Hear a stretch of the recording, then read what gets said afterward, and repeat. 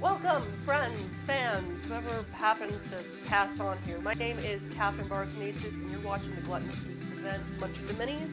Munchies and Minis is a Dungeons and Dragons inspired cooking show where I first work on a D&D themed snack or any kind of snack that's inspired by any other sort of tabletop role-playing game, and then work on painting a miniature.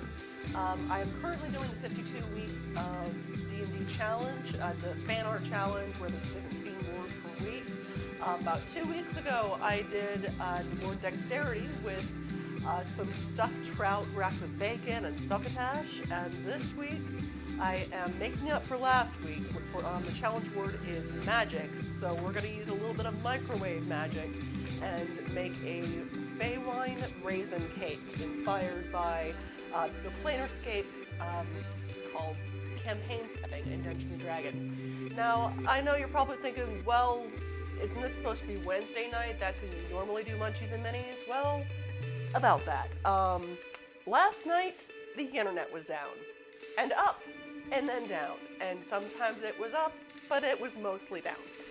So, there was no Munchies and Minis last night. And as for last week, well, I was in Chicago and discovered that, delays happen, especially when there is road construction along one of the main streets in the town. So, but that's okay, because the original recipe I'd come up with for Feywine Raisin Cake about 2 weeks ago, I cooked, I took pictures of it, and I wasn't really all that happy with it. It was a mostly, well, pretty much all microwave-based recipe.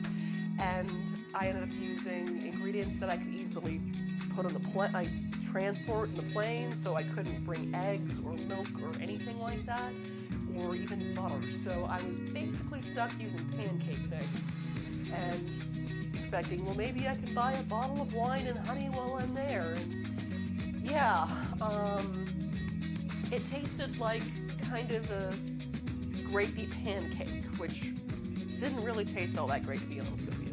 So I am now going to do, still going to try doing that whole microwave magic. So, and when I say magic, I kind of try to emphasize, it's only magic because I don't want to have to preheat the oven and heat up my kitchen, because it's starting to get rather warm down here in Georgia right now, to the point where, yay, stress hives! That was way TMI, wasn't it? Okay, so, but I am going to still be using the microwave to make a bowl cake, basically kind of a British sponge cake made with raisins that I've soaked in wine, as well as what I'm calling a sort of a moon honey Feywine glaze. For those who are kind of iffy about, or don't really know that much about the Planerscape campaign setting in Dungeons & Dragons, it's the whole concept of where you can have your party transport from one different plane of existence to another. Part of the planes, Feywine raisins are based off of Feywine grapes. Feywine grapes, if you just, eat it, it tastes like wine. However, if you put a bunch of Feywine raisins into a glass and then pour water over it, you get a glass of wine, which, hey, I'm all for portable wine that's, not gonna stain my scroll case and spellbook and everything else in my inventory. Also, wine sloshes around a bit, which can be a bit of a liability if you're especially a rogue traveling through the Planescape. But I'm gonna kind of sort of recreate Feywine raisins by cooking raisins in wine. Also, the bit I'm going to be doing is moon honey, which is, well, it sounds gross. It's supposed to be the excrement of this particular slug in the Planerscape. However, even though it's literally worm poop, it tastes amazing. It tastes smoky, delectable, and it also, like regular honey, is very good for your health. So, we're going to be using some lapsang souchong tea, which is a smoked type of black tea to get that flavor. So, I guess I've been explaining and explaining and explaining. We should probably start cooking, shouldn't we? So, yeah, let me know if I need to turn down the music at all. I'm just going to turn it down a wee bit. I'm just looking at my levels here. Okay, yeah, that should do it. All right, so what you're going to need,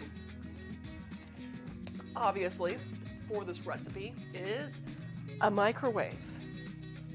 And if you don't have a microwave, well, I can't really help you then. You're just going to have to look up the sort of conversions by yourself. Or you can go to Foon from the Hello from the Magic Tavern universe and become a wizard and learn how to cast a microwave spell. A microwave is when, a wizard waves their hands very, very quickly over food, and the friction from their hands cooks the food. However, we're not in Foon right now, so we're going to be using a microwave. Right. But before we do that, I'm going to have to start making my glaze to not only soak my raisins in, I'm going to have to make it to have that tea flavor in there too.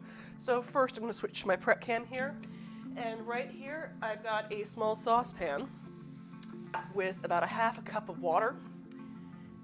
I'm going to add, let's see here, 3/4 cups of raisins to that.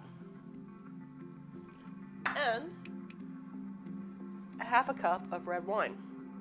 Doesn't really matter what kind of red wine you use, though I'm using Burgundy because that's what I have in the cardboard box on the other side of the kitchen.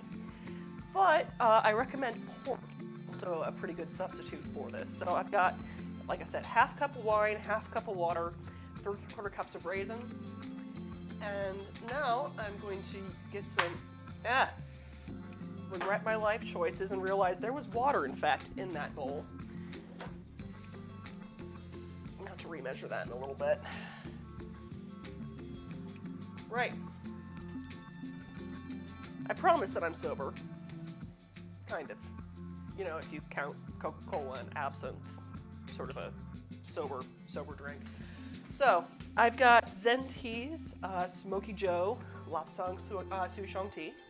Like I said earlier, lapsang is a delicious, delicious smoked black tea that tastes of campfires and magic and dreams. I hold a very high standard for my tea. As long as it contains magic and dreams, we're good. So we're going to need about 2 teaspoons of that.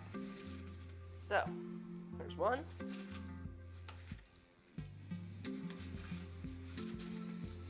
And there's 2. Okay. So, now I'm going to switch to my stove cam.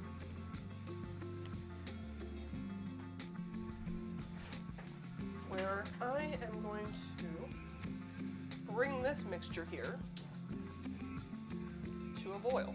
So I'm going to put it about medium-high heat right now and wait for that to start bubbling for me so I can get that tea in there.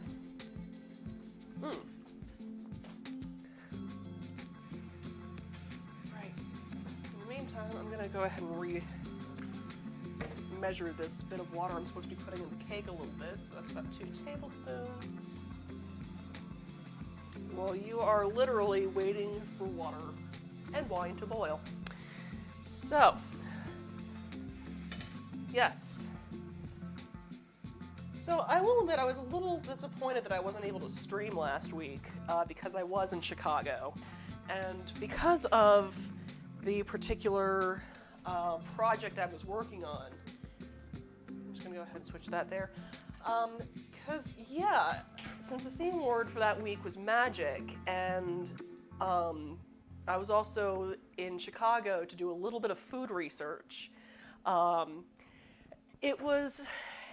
was doing food research for a certain book series that involves a noir-style detective wizard who solves mysteries. And so I was trying to, learn about the magic food in Chicago, and it would have been a great opportunity to go, look, I'm in a place full of magic stuff. Look at all the pictures I took of magic things. And yeah, I was on the way to Chicago Pizza Company, Chicago Pizza and Oven Grinder Company. And Clark Street, the entirety of Clark Street was, well, half of Clark Street, coincidentally the half that I needed to be on to go back down south to that restaurant, was completely torn up to do road work. And you know, I gotta hand it to Chicago's infrastructure to not only be working on their infrastructure, but also to update their metro system. But if you haven't actually lived in Chicago, the updates in the metro system don't really make much sense. It's like, okay, that's great, that's being rerouted there. Where are the stops? Where can I get on? And I realized just how stupid of a tourist I was until I actually got on the bus and found that, oh, it's just one block over. Yeah.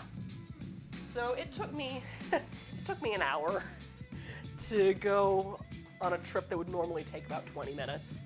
And then when I got to Chicago Pizza and Oven Grinder Company, just to let you know why I am saying the name of this restaurant, this is the only place in Chicago, probably the whole world, that you can get a pot pie pizza.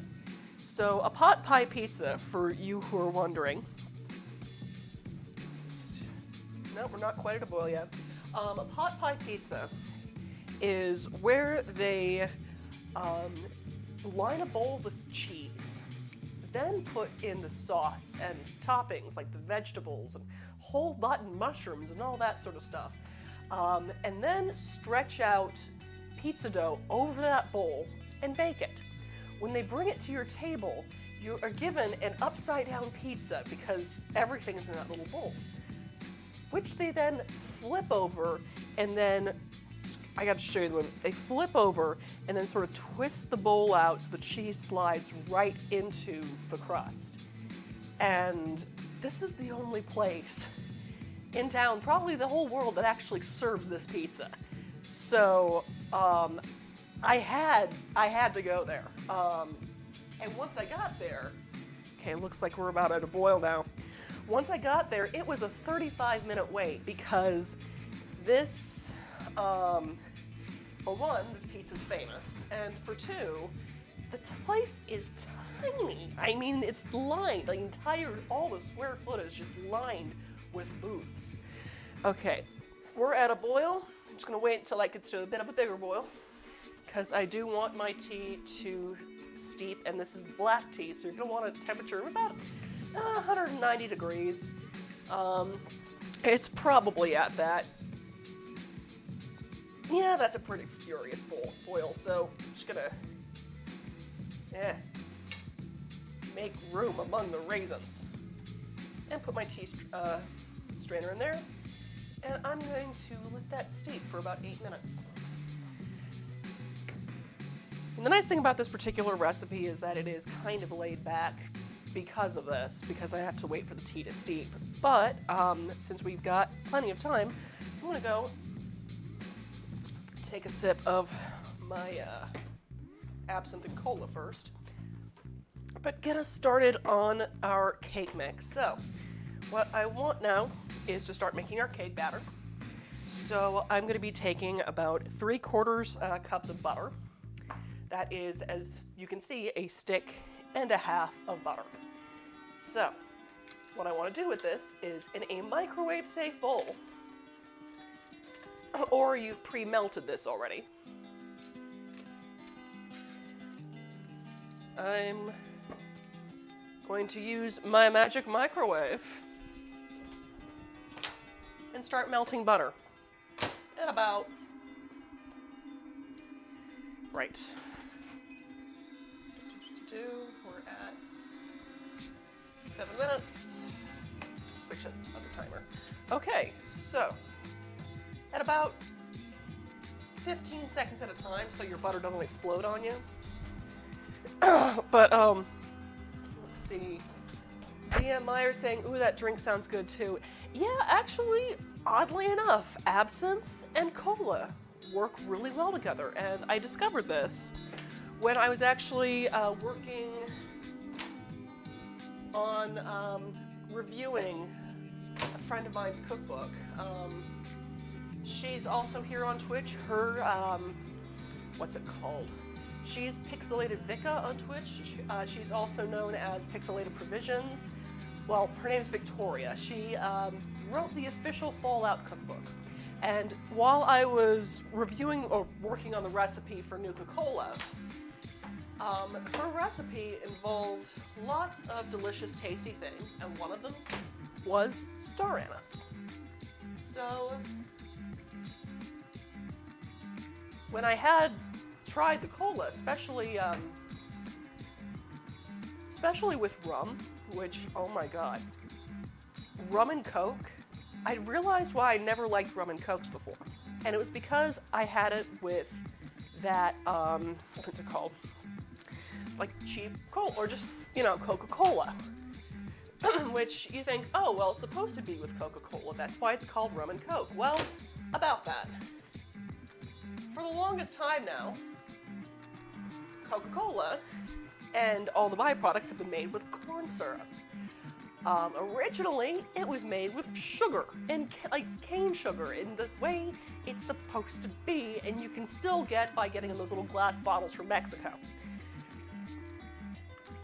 And I realized the reason why I hated rum and Cokes to begin with was because corn syrup and molasses do not go well together. Corn syrup and sugar do not go well together. So corn syrup and rum just taste like garbage together. So if you ever want to do yourself a favor, pick up the Fallout cookbook and make up some Nuka-Cola and make yourself a rum and Coke. However, back to my story and how I realized that absinthe goes well with it. Thing is, star anise and absinthe kind of share that whole anise sort of, and yes, I know that sounds kind of dirty, that kind of licorice sort of flavor. So I'm thinking, okay, let's see if I can at least see if, corn syrup Coke goes well with the anise flavor. And it kind of does. So, if you just happen to have a bottle of absinthe or absinthe or some kind of absinthe flavored liquor sitting around after a party, it goes very well with cola. And is also very dangerous.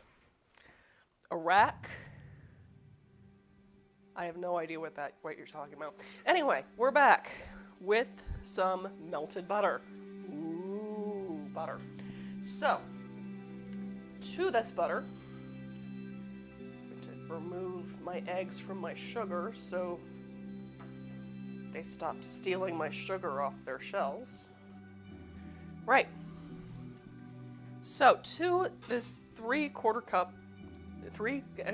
cups of melted butter, I'm going to add 5/8 of a cup of granulated sugar. And just start whisking that around to cream it up some. And you want to kind of stir this a bit until frothy.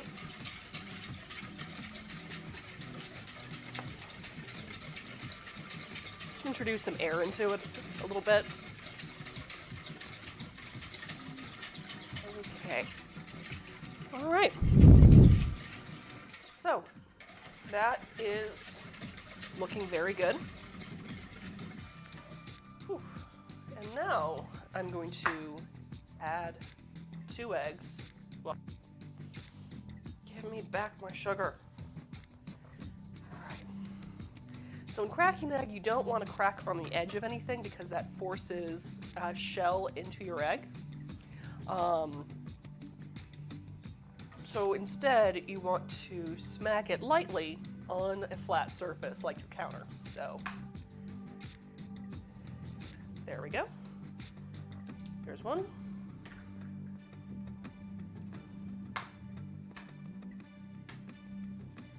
And 2. Get the remainder of that sugar out of there. So now I just want to beat that in.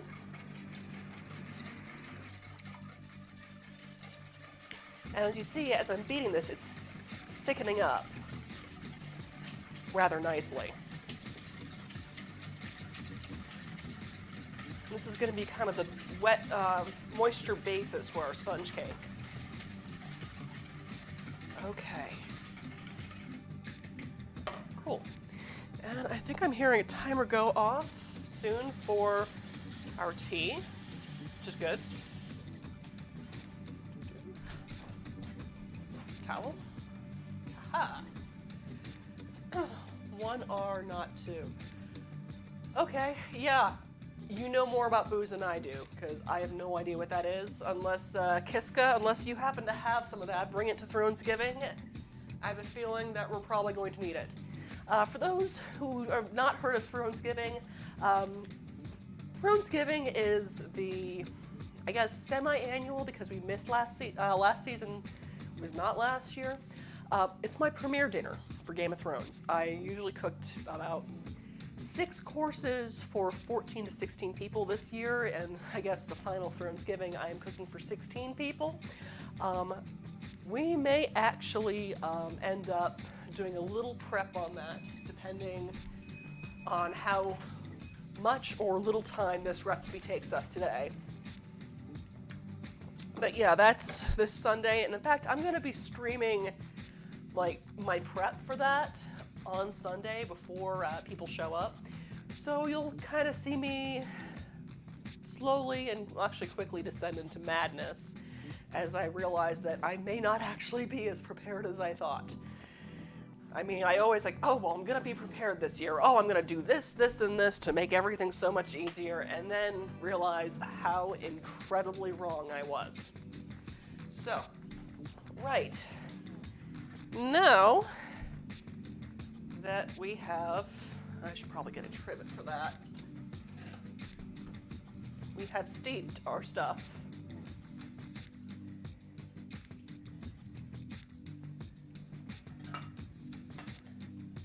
I am just going to move this to a container I don't care about much, right? I'll do that. And I'm going to remove these raisins here with a slotted spoon. I want to keep all the liquid I have in here to make the glaze in just a little bit. So there we go.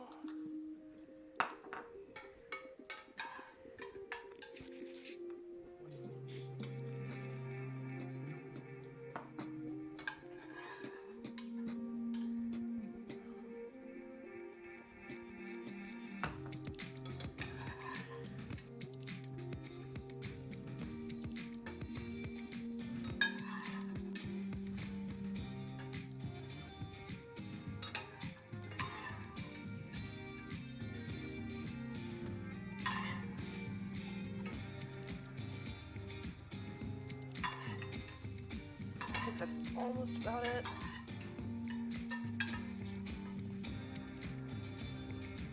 Yep, that looks clear. Cool. All right. So, I'm just going to set that back on my stovetop and start on the next thing I'm going to be mixing, which is going to be my flour mix, and realize that I totally forgot to measure out my baking powder. That's okay, because it's back in my arsenal of spices. Aha!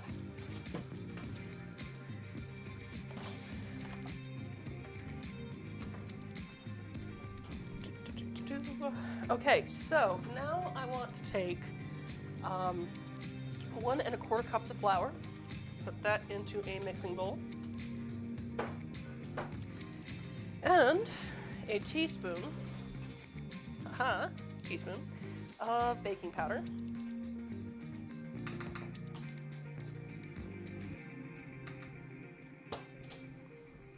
go back there. And whisk that up. Get some of the clumps out of that.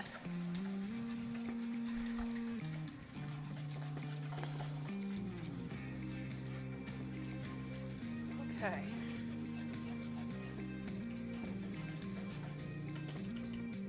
All right. Now, I'm going to take about a quarter of a cup. That's not a quarter of a cup. Where do my measuring cups go? Haha. Eighth of a cup. Anyway, I want to take a quarter of a cup of these raisins that I've already soaked up. I'm going to put them in a separate bowl because I'm going to use that as a garnish once I'm done here. But the next step I'm about to show you is crucial if you want to have the fruit kind of incorporated all throughout your cake. Now, I'm just going to kind of drain the rest of that raisin water back into my sauce. But now I just kind of want to toss all these soaked raisins in my flour mix. And what this does is when you coat your fruit, dried fruit, with flour before you bake it into a cake, it allows it to suspend better in your batter. So it's kind of all throughout your cake and not just dropped all down to the bottom.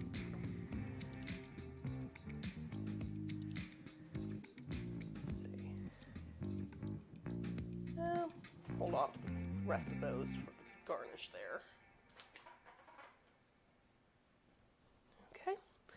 All right, so I'm just gonna lightly toss that into my flour mix to coat all of those raisins.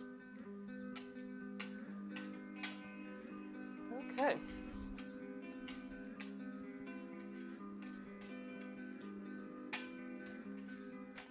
Okay.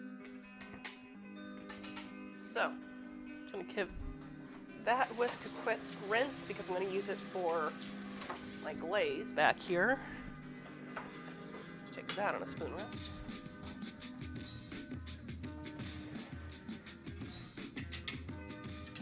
Done with that, so that's going in the sink.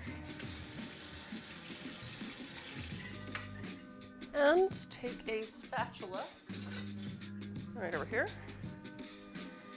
And I'm just gonna incorporate this dry mix here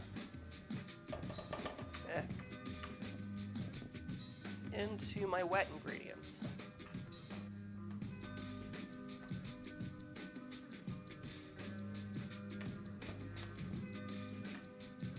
Maybe I can kind of shift the camera up a little bit more so you can see a bit more here.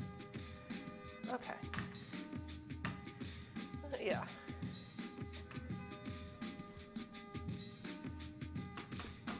Right.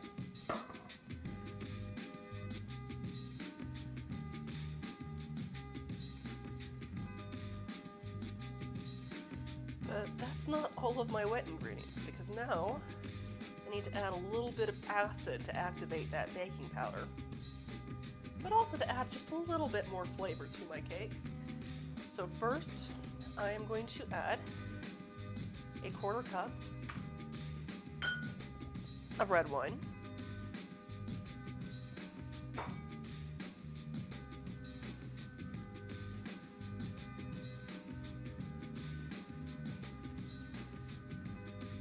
So if you're not really into red wine, you can also use lemon juice for that part.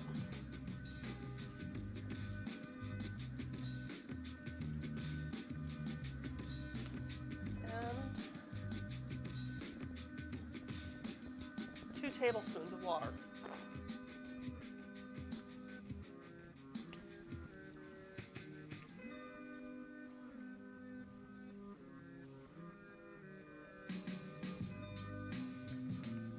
That is looking nice and smooth and not lumpy at all except for the raisins. Now next, I'm going to take another microwavable bowl. This one equals to about 2 cups, a little bit more than that of volume. So that's about as much as you need. Next, I'm just gonna spray the inside of that with cooking spray. And then pour all of my batter into that.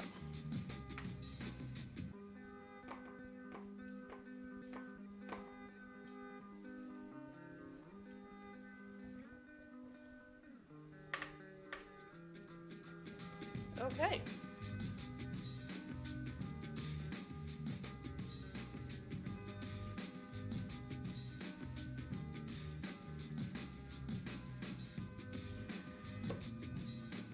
Cool. All right. So I'm going to transfer that to my sink. And here's where the magic starts. And by magic, I mean a microwave. I know it's going to get old at some point. So, with all hope that this is not going to overflow or explode on my face, I'm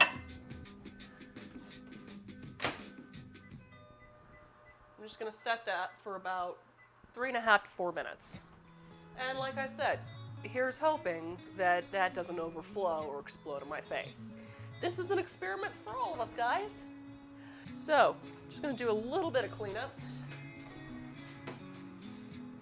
while waiting for that to cook. Just a wee bit, you know. I mean, that's the nice thing about cooking, well, baking, I guess, is that once you're done with the main of it, you can just start cleaning up. Okay, so now that that is baking, and hopefully not going to make me cry, let's go back to our stove because we're going to make some glaze to put on that cake. So first I'm just going to have to heat up the same mix of red wine and lapsang tea that I worked with earlier. You know, waste not, want not. And as I wait for that to heat up, I'm just going to go ahead and grab my other ingredients for my glaze here. Get another sip of cola and absinthe. I think I might need more cola with that. Because the trouble with pouring stuff into an opaque cup with ice in it is you can't really tell what level the booze is at until, well, it's too late. So, more cola. Okay, how's that looking? Warming up.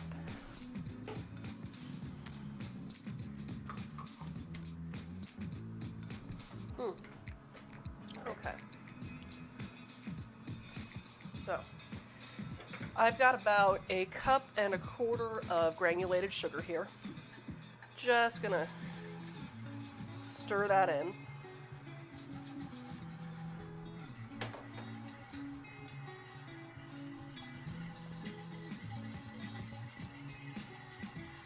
And just keep stirring it because I am actually waiting for this all to melt.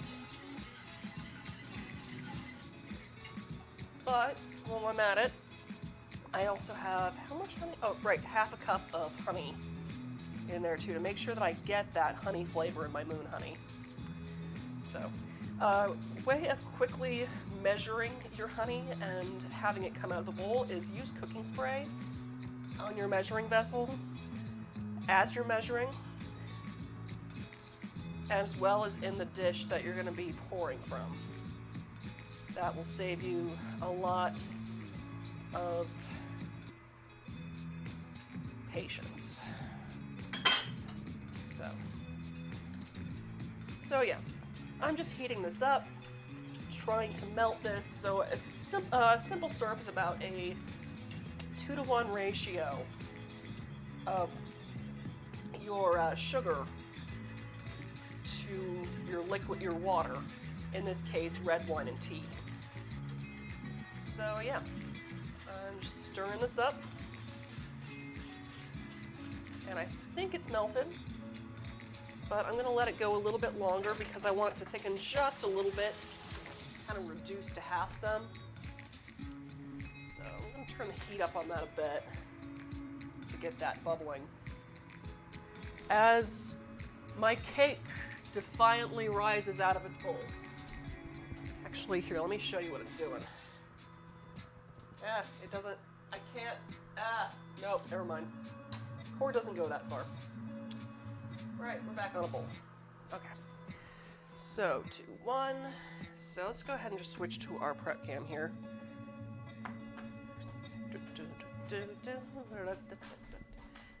Yes, yes, microwave, I know. Okay. All right. Wow, that looks ugly. Wow.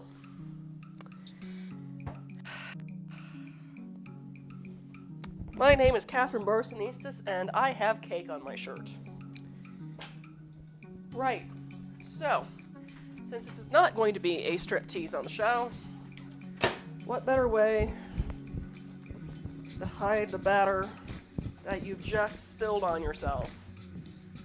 Well, actually, that needs to bake a little bit longer. Whew, right. We're going to go in for another minute and hopefully not slip all over myself again. Because, yeah, I'm still seeing a little bit of batter that is not baked through. So, yeah, covered up with ketchup. Yes, that'll work.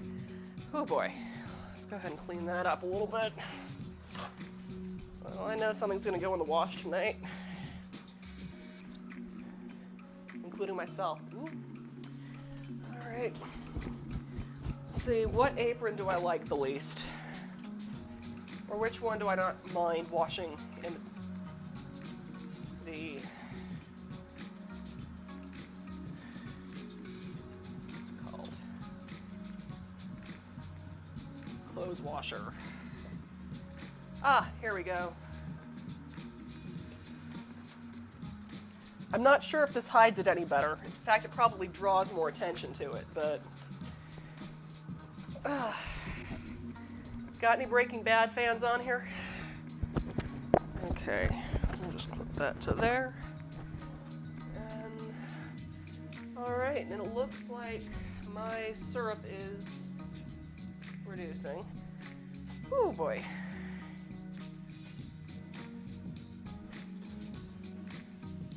That is looking good. Now, how's our cake looking? Is it looking any better? Ooh, is it as liquidy?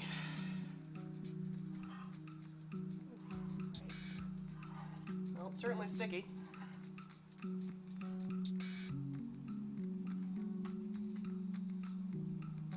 I'll just give it another minute. Oh. It is the night of cooking disasters, isn't it, guys? Whew, right. As my kitchen starts smelling of caramel. Wow. I'm sure you guys tuned in just for this moment, didn't you? Whew, right. I know what I'm doing, kind of. You see, this is why I don't do desserts all that often. I was going to do that for another minute. Right. 30 more seconds. All right, that, judging by the way that is caramelized on my stovetop, I would say the syrup is done. So, oh boy.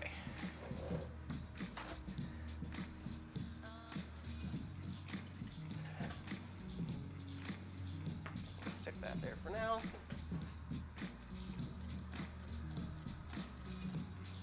I would say that's reduced by half just by, overflowing.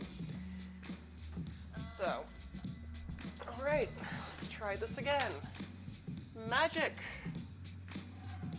Yes, that is finally looking baked through.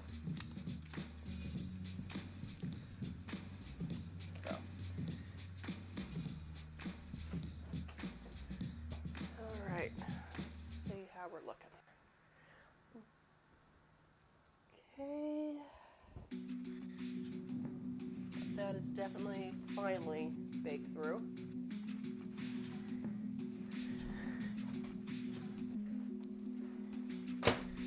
Oh, that's not going to be fun to clean up later. Alrighty. So, back to our prep can. I just now have to let this sit for about 2 to 3 minutes in its bowl before I overturn it. So yeah, I'm curious to see how this, oh wow, it's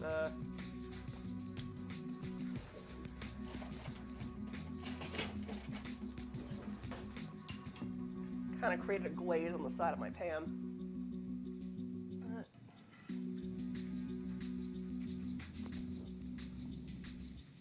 It's tasting good though. All right. Well, you know, sometimes it doesn't really matter what it looks like as long as what the flavor's good. So, just gonna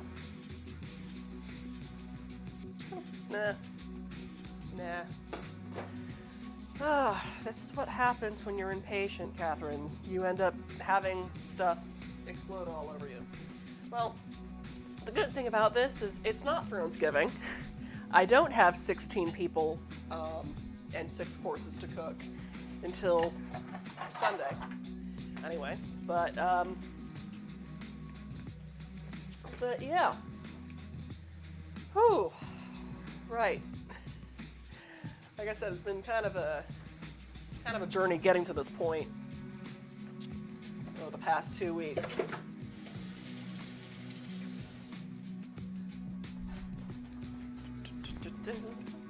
Okay. But yeah, considering if you saw Meal Prep Monday this week, I was getting pork loin marinated for sous vide pork loin with beer and leek gravy. I still need to pick up the beer for that. I have, duck breast with poached pears that is going to be kind of inspired by Tyrion from Game of Thrones. And our cake is done cooling. Stop it. Stop. Right. Oh, wait. Okay, so this cake should be cool enough to overturn, so I'm just going to take my serving plate here. And hope this works. Aha! We have a cake. It is steamy. So, as I wait for that cake to cool, I kind of want it to soak in some of that syrup that I made earlier. So I'm just gonna ladle that onto there. And I don't really care if it's neat or not at this point because I want it to soak into the cake. Kind of glaze it.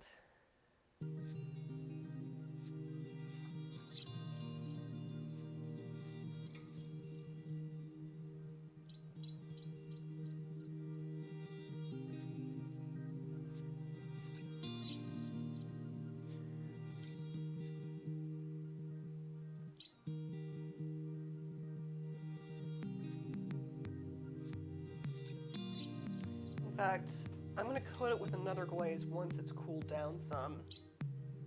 Because this is acting like, you know how you kind of, whenever you frost a cake, you first do a crumb coat of icing and then freeze it? Well, not freeze it, but chill it. This is kind of a soak coat. So it's going to soak up some, it's going to kind of create sort of a sugary glaze on it. And then before serving, and also when this is cooled down some, it's going to be a thicker syrupy glaze that I can then garnish on top with these wine-soaked raisins. So we'll probably do that right before the end of the stream. But in the meantime, we still have about an hour and 15 minutes left. So we're gonna start painting a mini in about 15 minutes because you probably wanna see a little bit more cooking and I've got a little bit more stuff to do. I'm sure you're curious what that is. I mean, like I said, Thronesgiving is this Sunday. And one of my recipes is wine marinated duck breast with wine poached pears. Now, I have a ton of duck breast and I need to get it in some marinade. And by marinade, I mean Bordeaux. which I put into the other room over here, so it wouldn't be in my way, but now it's no longer in my way. So I'm going to show you how to prep some duck breast and get that in the marinade for this weekend. And if you want to kind of see how it pans out, feel free to tune in this Sunday. I want to say around, I think I might start streaming around 4 or 5, where I'm just going to start prepping everything. I mean, I've been working on stuff throughout the week, but it's been a rough week. So I may actually be not as far as long as I expected. But you'll get to see me prep this salad I'm going to be making. But tonight, I have a ton of duck boobs.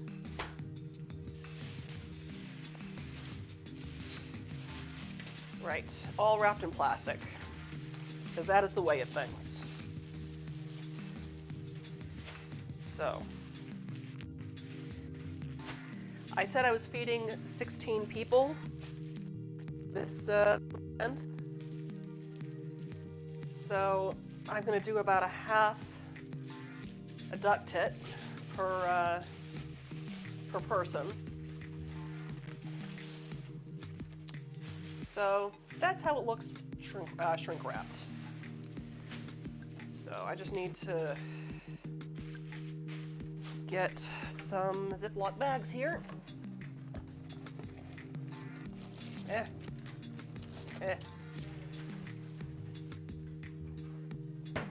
just pull up my own darn recipe card on this.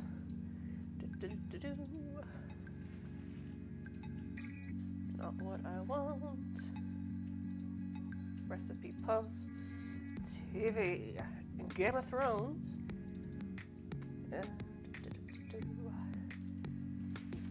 Tyrion's duck tits, and wine poached pears. Right, so first, obviously, I need to get all of this out of plastic. So, here comes the gross part. I love that my trash can's on wheels. All right, so. There we go. Two duck tits.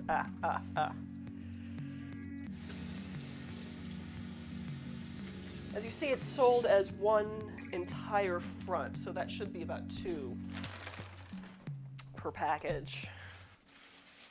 I ended up buying a total of 4 fronts, so a total of 8.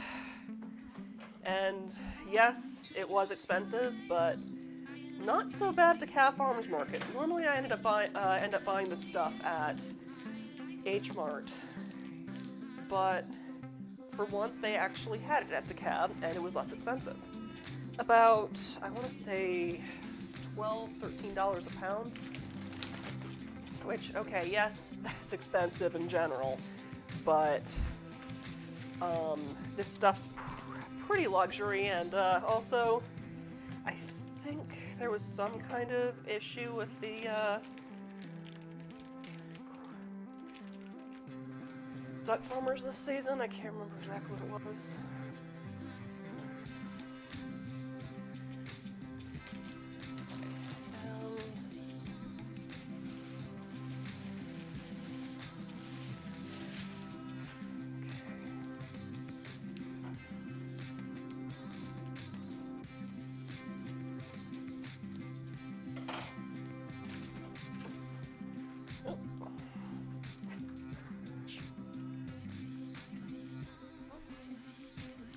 All right, that's a massive mound of duck. All right, so put that off there, and put these back into the bag for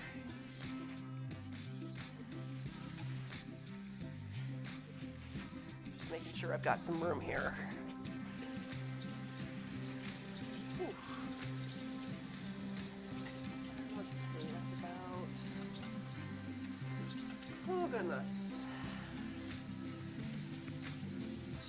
3/4 cups of Bordeaux, so I'm going to need about 4.5 cups of wine total. I'm just going to split that between 2 bags. So, towel, right.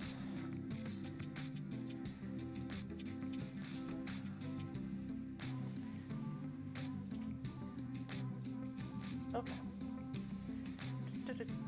Right, so I'm going to want to get about 4 portions out of each one of these things. So first, as you see, these are already kind of split. I'm just going to cut down the center here.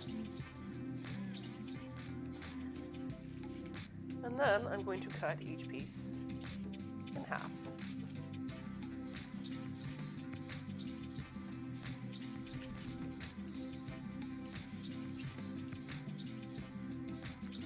Medieval ducks say quick. I believe you. All right.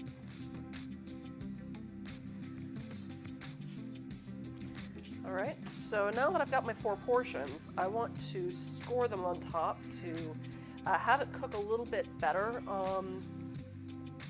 when it gets rendered down.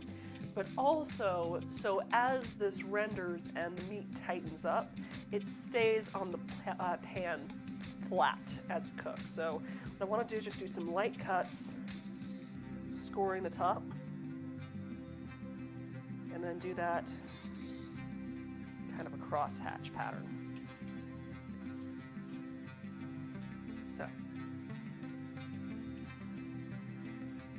and try to get the cuts down to the meat without actually cutting into the meat. So, there we go, there's one.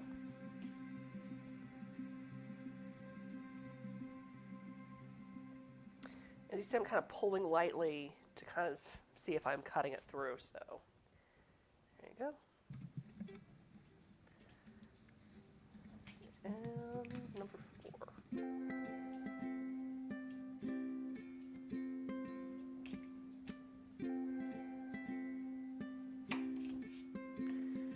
And I'm going to just end up with a massive amount of duck fat at the end of Sunday. So much I'm kind of tempted to just make something duck fat based for the finale. I wonder what a duck fat monkey bread would taste like.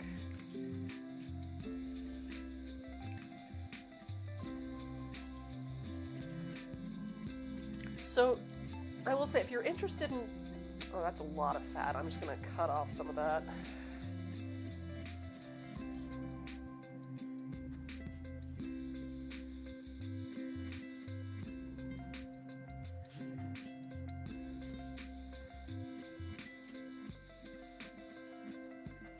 I'll freeze it.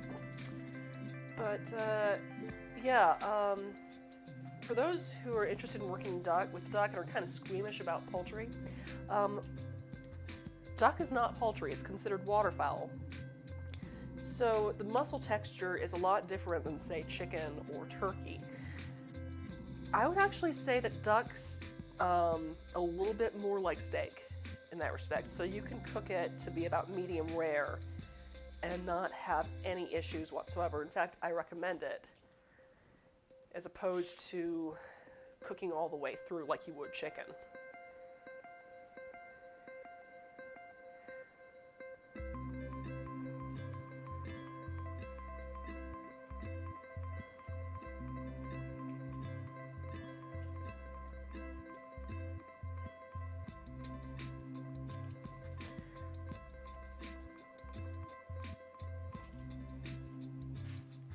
Now, I will admit, for my recipe, I am kind of skimping my guests a little bit. The recipe that I wrote serves about 4 people, but the number of pairs could easily go to about 8 people. I mean, it depends on how much you're serving, and considering I'm serving 6 courses, I'm actually going to be giving everyone a 1/4 of a pair instead of a 1/2 a pair. Also, just, you know, how many I can fit in my pan at the same time without driving myself nuts. So, cool.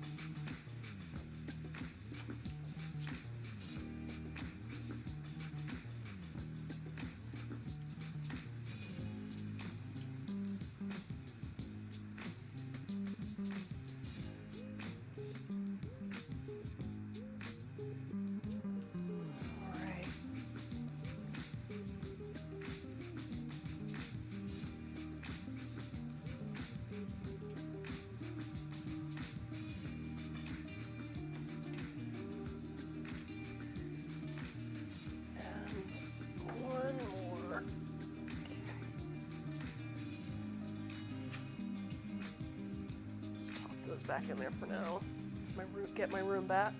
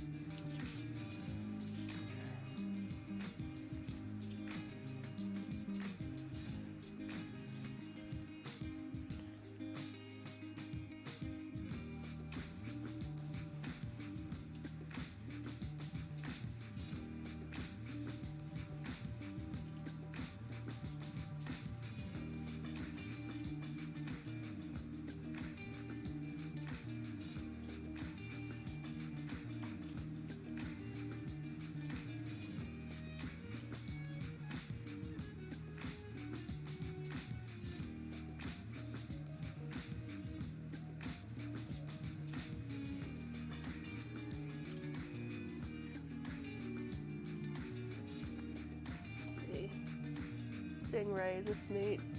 Go in the raisin cake? No. The cake's already done, technically. If you're interested in seeing the cake, it's right there. No. As I was telling people earlier, this weekend is the Game of Thrones premiere, and I host a 6-course meal for about 16 people. And one of the dishes, which is on my blog, if you want to check that out, I'm just going to pop the link into the chat right there, is for Tyrion's duck tits and blind poached pears. So, since I need to have the duck marinating in Bordeaux for a day or two, I'm just doing that since this cake actually took like about a fraction of the time I normally take. So it's okay, well, you know, I made something in the microwave. Chances are you probably want to see something a little different, but still cooking-wise before I start painting, considering we still have about an hour left in the stream. Yum, I love duck, though the first time I ever had duck was in Beijing, so it was legit Peking duck. So when I came back to Australia, I'm disappointed with all duck. I feel ya. I have never been to Beijing, and I've never had Peking duck. That is something I need to remedy. But yeah, this recipe has duck breast marinating in Bordeaux wine. And then what I do is I sear it in a cast iron skillet and finish it in the oven while using the wine marinated to poach some Basque pears. And from then, because that also kills off whatever because it's boiling, then I mix in honey and what else do I mix in that? I've got my recipe card right here.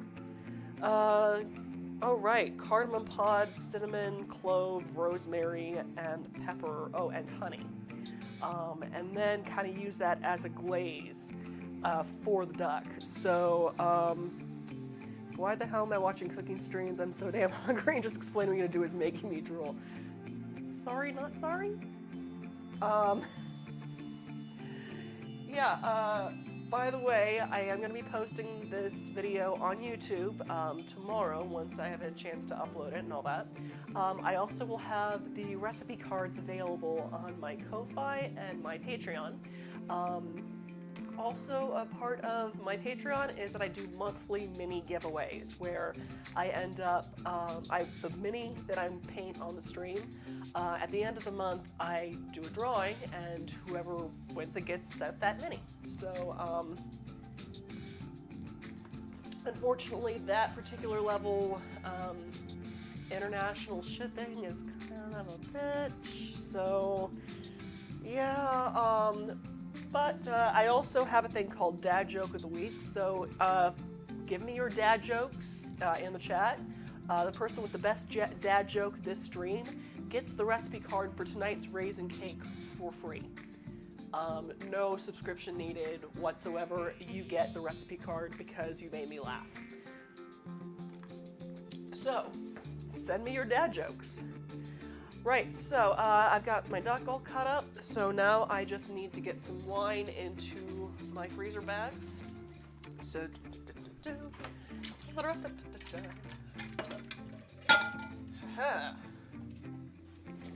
so, no, don't throw me away. Well, I'm gonna end up with so much liquid gold when I end up searing all of that anyway on Sunday, so don't worry about that. But put this away for now. And I meant to do that. Right. So here's just some cheap Bordeaux that I picked up from DeKalb Farmers Market. So cheap, it's got a screw cap. Believe me, you don't want fancy at this point. You already spent all that money on the duck. So, you're gonna want about 2 1/4 cups of Bordeaux per batch, or per bag. So, since I'm gonna be serving up 1/4 of poached pear for each of my 16 people, I'm just gonna have to do about 8 per bag. So 1, 2, 3, 4, 5, 6, 7, and 8. You know, enough so the bag stands upright on its own. So there's 2 cups of Bordeaux. And just to kind of give you an idea of what's prepping a dinner for 16 people is like, my fridge is full of plastic bags right now, of Ziploc bags right now. So there's 2 cups, so now I'm just, ooh, am I gonna have enough wine for this? 2 1/4. And I'm trying to get as much air out as possible, while keeping my hands clean.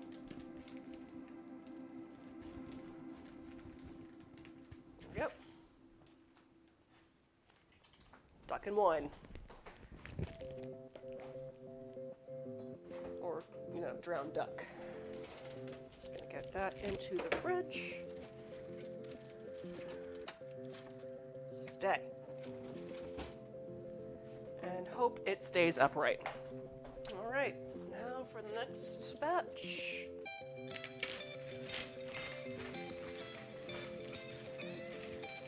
Okay.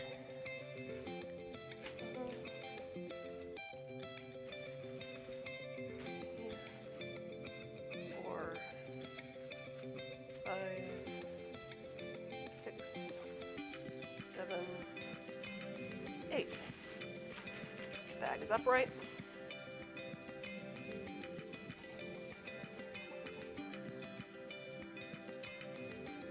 And I am out of Burgundy. Worry not. It has to be some kind of red wine. So, since I've already done my recipe post and taken pretty pictures of this, I'm just gonna rely on some good old classic Cab Bordeaux, or rather Cab Burgundy. There's 2 cups. You know, say what you want about box wine, it's great for cooking. Cheap is the way to go. And 1/4 cup. Aha. And that is fine because, honestly, it's the same wine going, it's going to be all of the wine going on the pears anyway, so it's all going to be the same sauce, so while everything may not have marinated, it will still be all there. So, into the fridge, where it will hopefully stay upright for me. Please stay upright. Stay. Okay. Yes. Right, so that away.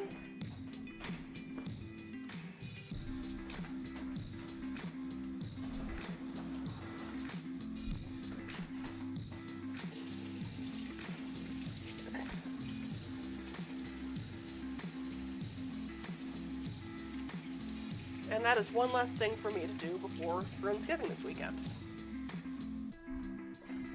So, yeah, but I gotta tell you, it was pretty crazy prepping for the past couple of years because the first Friendsgiving was really done as a whim. It was done back in 2015, right before I started the blog up. And what happened was the first 3 episodes of Game of Thrones had leaked. So, I had just gotten my copy of the official Game of Thrones cookbook by Chelsea and Monroe Cassell, and I also had a ton of smoked lamb left over from Easter from my parents. So I decided to make a smoked lamb and bacon pie and a number of other dishes from the cookbook and invite a ton of friends over.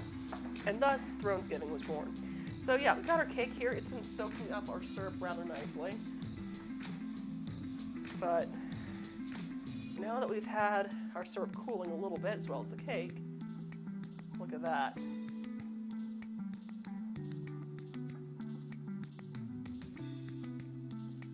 As you can see, it's starting to kind of stick to the outside a little bit more.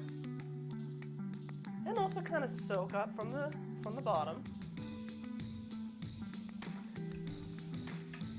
And yeah, just kind of add some wine-soaked raisins to the top of that. And you've got something pretty darn delicious. In fact, you can also add some fresh mint leaves or possibly even a pat of butter. So yeah, Feywine Raisin Cake. And I'm gonna try that syrup from the main pot because the thing is, I also want to get a good photo of this, so I'm going to have to drench it again with syrup right before I take a photo. But I first want to get a flavor and taste of it. Oh my god.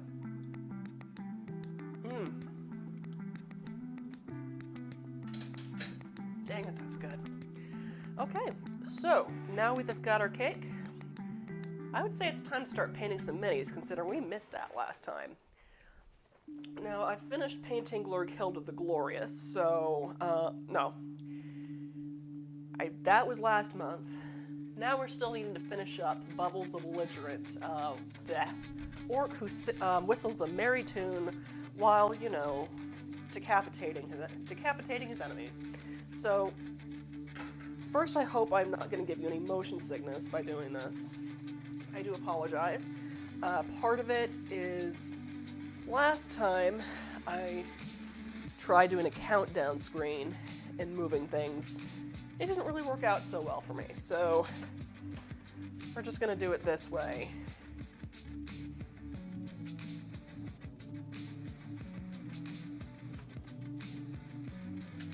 Get that light on. Excuse me, Shirley. And, you know, dodge my cats.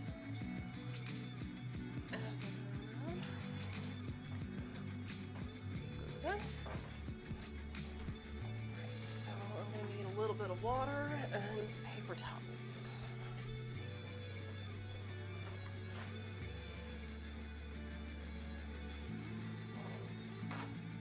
Okay.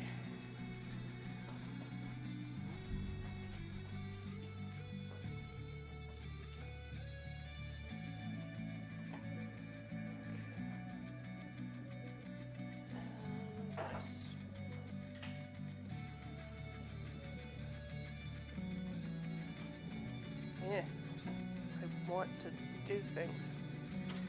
Right. And stream deck. Oh, and drink, of course. Cool.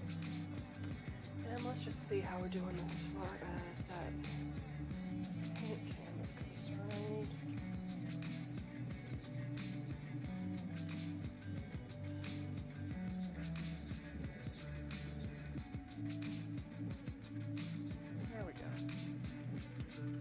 Okay. Good stuff. Get out of the way, dang it. All right.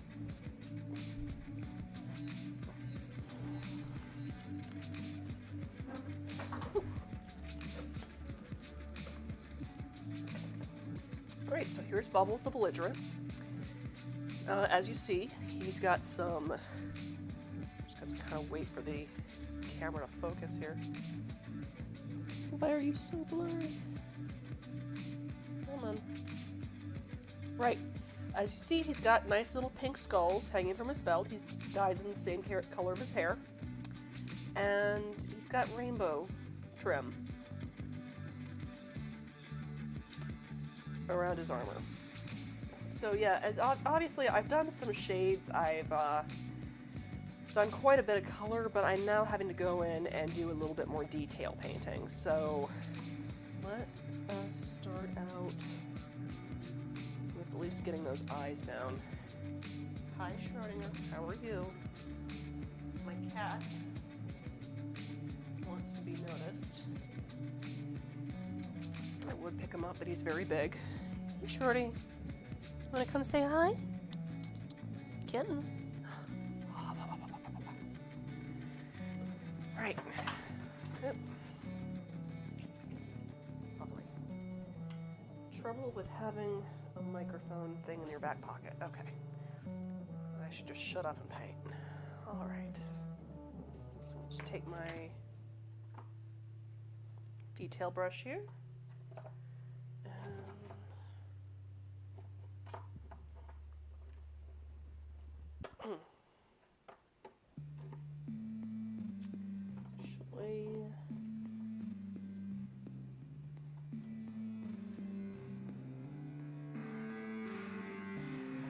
Shake that up a little bit first.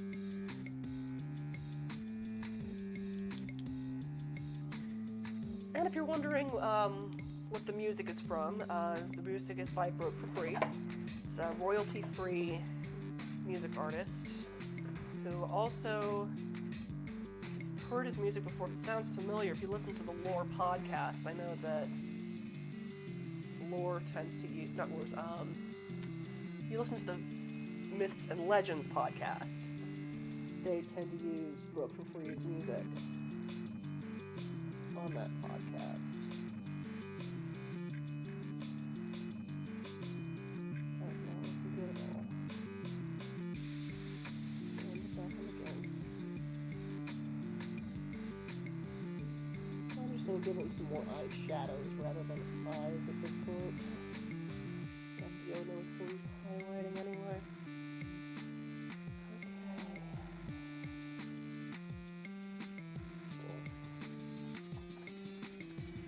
Let that dry while looking at some of my highlight paint. So first, I just want my base here, which I'm going to use Castellan Green.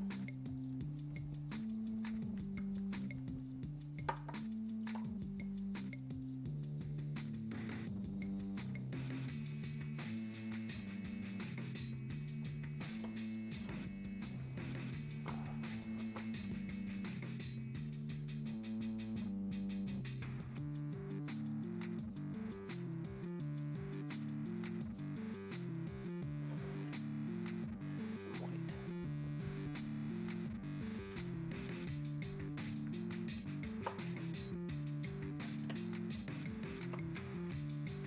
That's a layer paint. A little too thick for what my application is. So we'll use the base instead. Ceramite white. That's not looking good.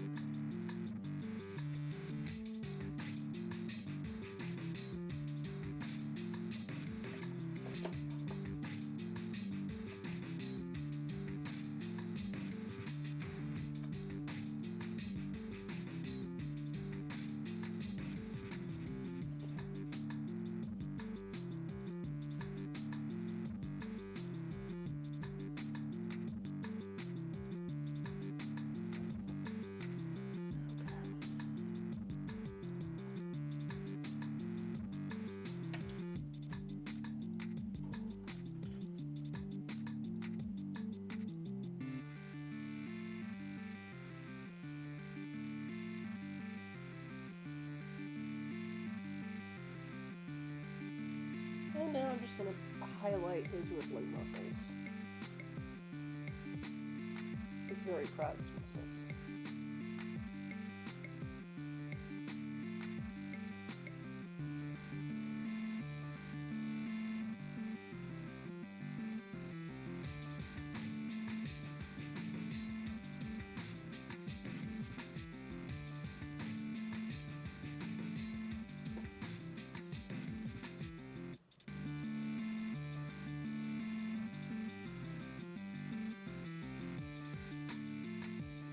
As his hands.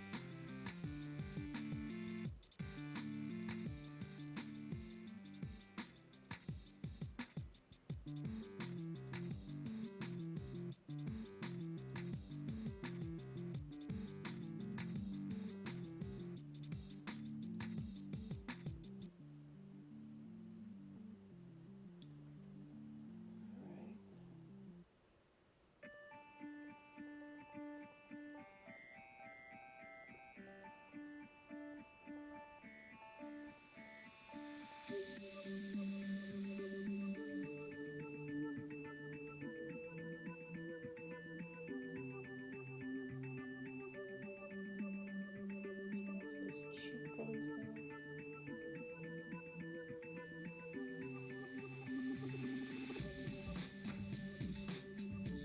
Gotta make up for the mistake I made earlier.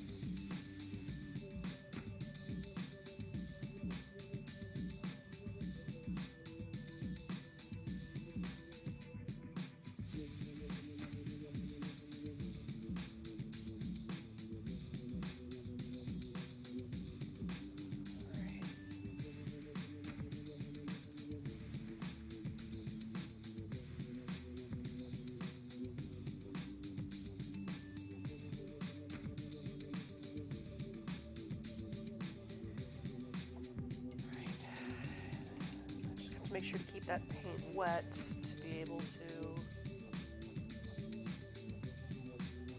then go in and do a little bit of a shade on those teeth because I'm not really quite happy with how bright they are at the moment. So I think I'm going to use some strong tone here to just, well,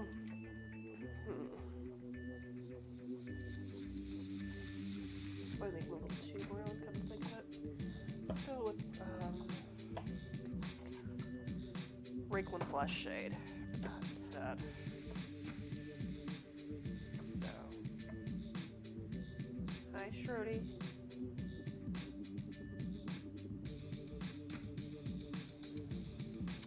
For those wondering, Shruti is Schrodinger, my cat.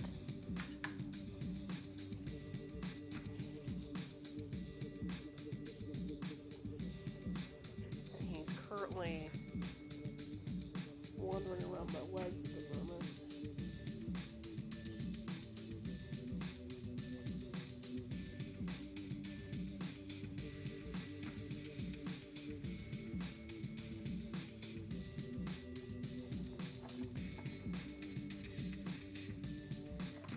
Now, shade is so weird in the fact that you kind of have to add a little on and then take it off, and then add it a little more and then take it off again, just to make sure it's falling the way you want. Otherwise, you just end up with something a little too colored. You just want it to be just the slightest bit more yellowish.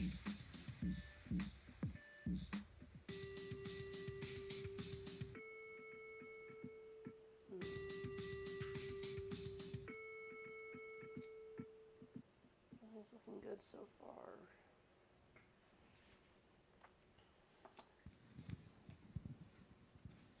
But yeah, the reason why I wanted to keep that paint wet was in case the shade went a little bit too much on his face.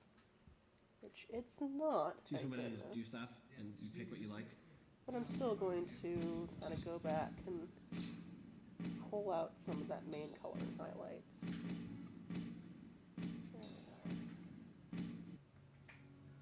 are. Looking good, Bubbles.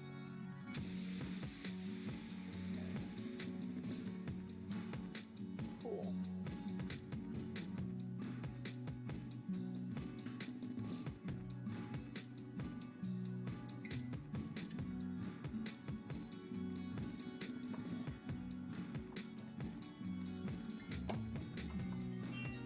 What the heck is calling me right now? Oh goodness. Probably a robocall. Yep, robocall. Let's just mute that for now.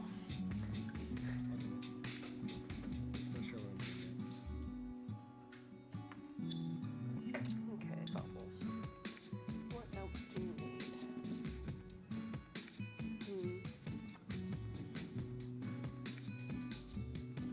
A little brightening up in certain spots, obviously. So, I think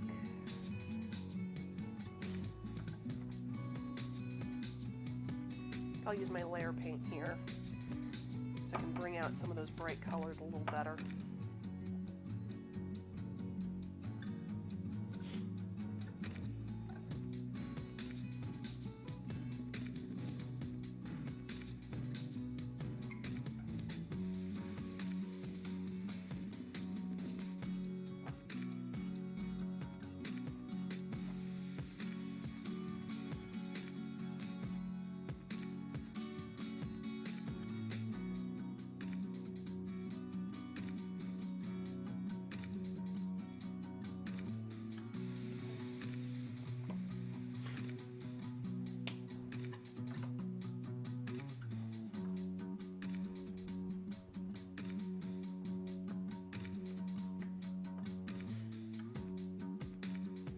Hi, Ginger, how are you?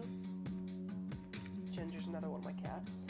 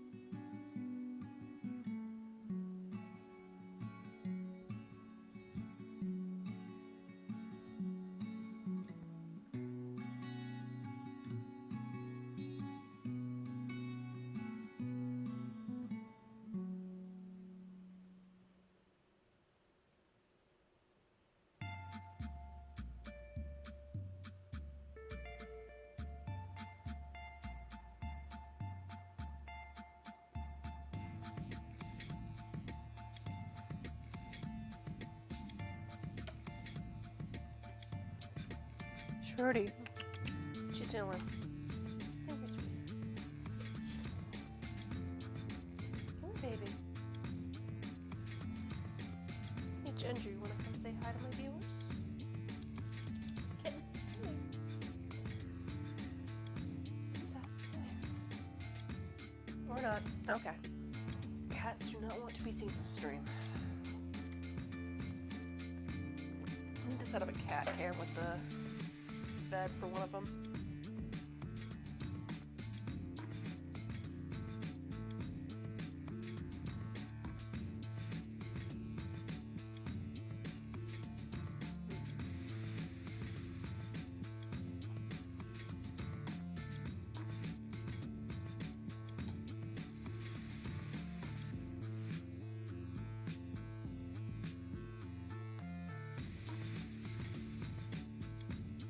Slightest bit white in there, but just enough to drive me nuts.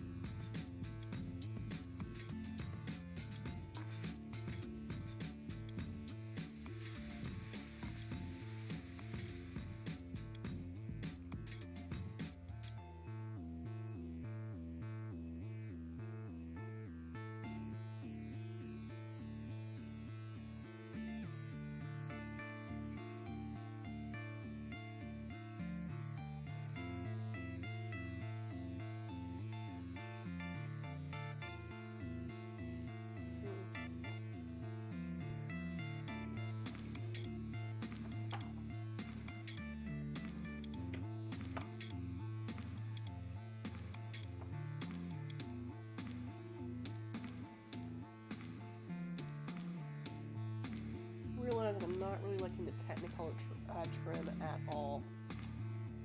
So, just makes it too dark. So,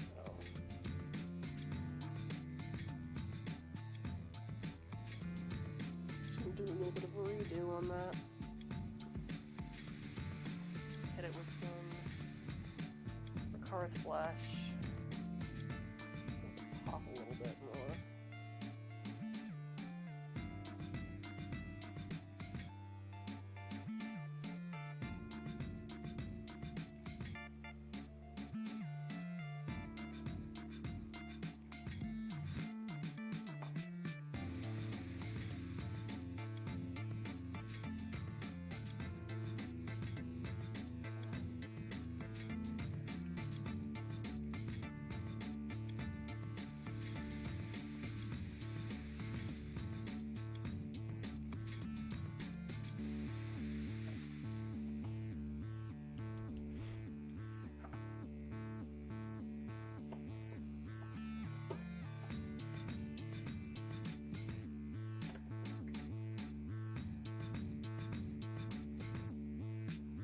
Pink skulls are not really doing it for me either.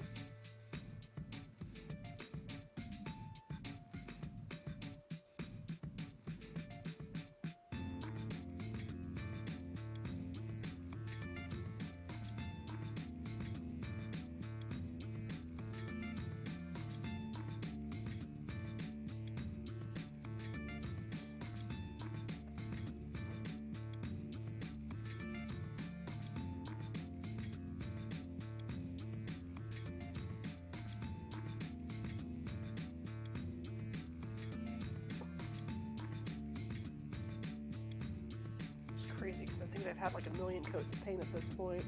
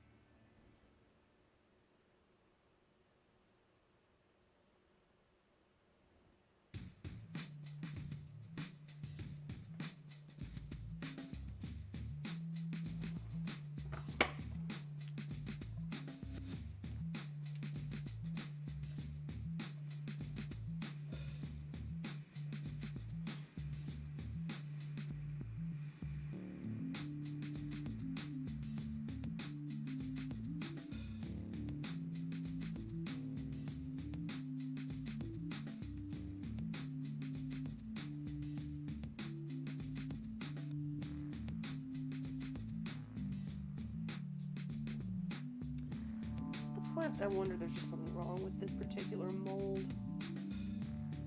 Where one of the skulls just got half smushed in.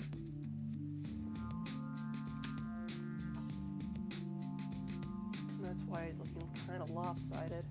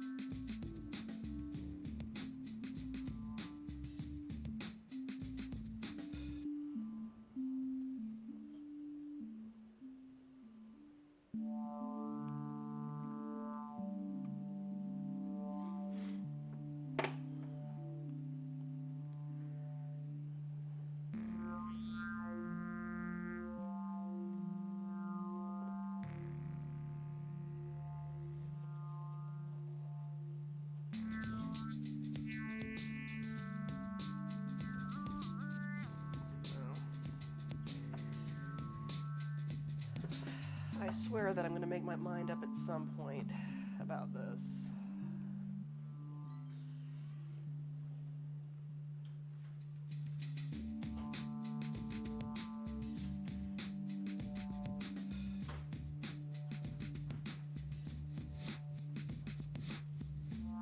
Don't worry, I'm going somewhere with this. Paint them black first. Just going to do the same thing I did with the armor. Paint it black first, and then try to get the highlights metallic.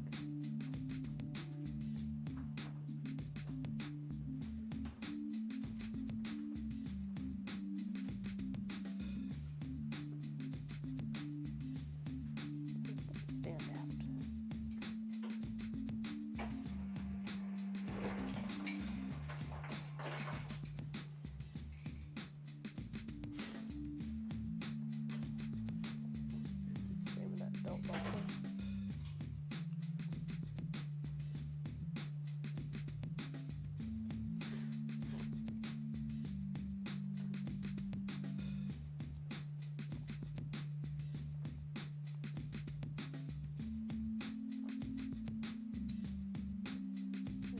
Hoping this works.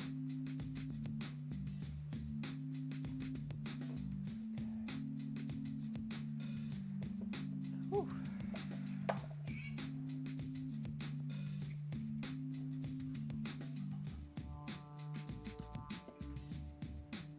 Okay. Since I already have silver on the armor, I'm going to try to go with more of a copper bronze for those skulls. I guess gold. So, let's see. Dry brushing this works.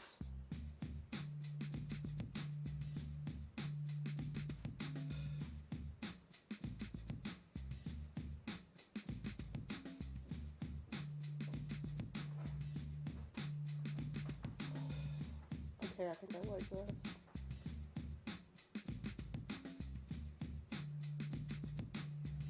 Oh, helps if I actually have it on camera, I'm sure.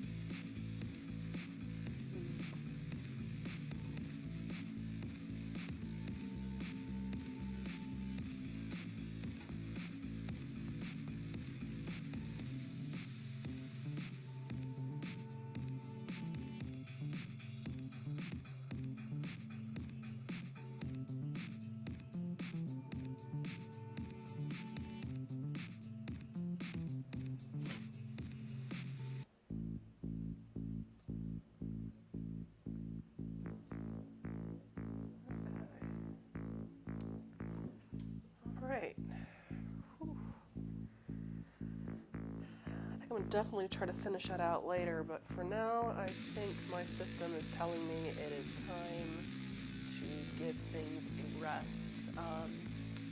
Say the air quality in Atlanta has been absolutely brutal lately, so my allergies have been just off the charts, horrible.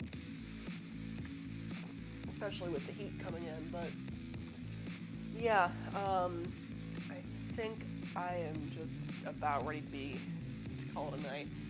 However, let's just take one last look at Bubbles Belligerent before I decide to try to fix them up maybe a little bit later before giving them away for March's giveaway.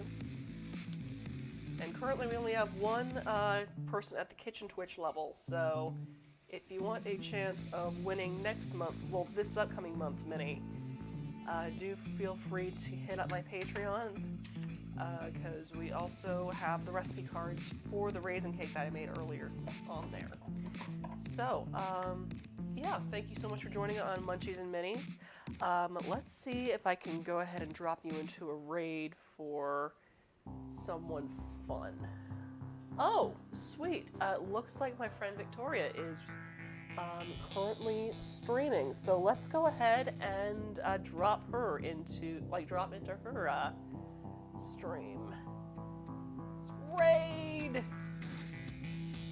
8, 7, 6, 5, 4, 3, 2, 1. Raiding.